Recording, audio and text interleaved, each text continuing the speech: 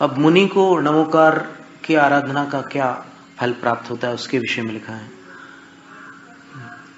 शतमष्टोत्तरञ्चास्य त्रिशुद्ध्या चिन्तयन् मुनिः भुञ्जानोऽपि चतुर्थस्य प्राप्नोत्यविकलं फलम्। यदि मन वचन काय की शुद्धि पूर्वक अर्थात काय गुप्ती के साथ, वचनों के बहिर्मौन पूर्वक, अंतर मौन न रखते हुए अंतर में तो नमोकार मंत्र की आराधना कर रहे हैं, और मन में आर्त रौद्र ध्यान न करते हुए, यानी मन वचन काय से निर्मल होकर जो साधु 108 बार नमोकार मंत्र को ध्याते हैं।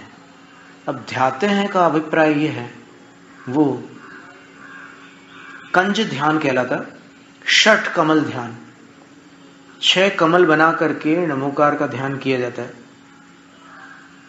शीर्ष कमल, भाल कमल, मुख कमल, कंठ कमल, हृदय कमल, नाभि कमल, ऐसे 6 कमल बना करके नमोकार का ध्यान किया जाता है।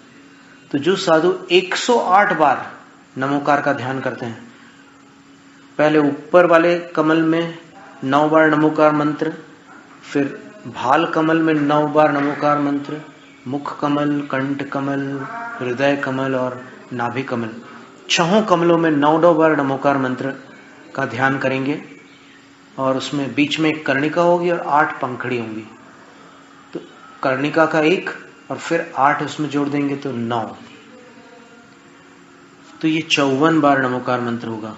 फिर नीचे से वापस ऊपर की ओर आएंगे, तो नाभि कमल, हृदय कमल, कंठ कमल, मुख कमल, भाल कमल और शीर्ष कमल, ऐसे 108 बार जो साधु नमोकार का ध्यान करते हैं। तो आचार्य शुभचंद्र स्वामी लिख रहे हैं, भुंजानोपि, उस दिन उन्होंने उपवास न भी किया हो, भोजन किया हो, तो भोजन करते हुए भी चतुर्थस्य अविकलम फलम प्राप्नोति, एक उपवास का पूर्ण फल प्राप्त करते हैं। तो इसी ग्रंथ में वो ओंकार को जोड़ करके जो 7 अक्षर थे, नमो अरहंताण, उसमें प्रारंभ में ओम लगा करके एक ऐसी विधि दी हुई है कि उस विधि से नमोकार की आराधना करने पर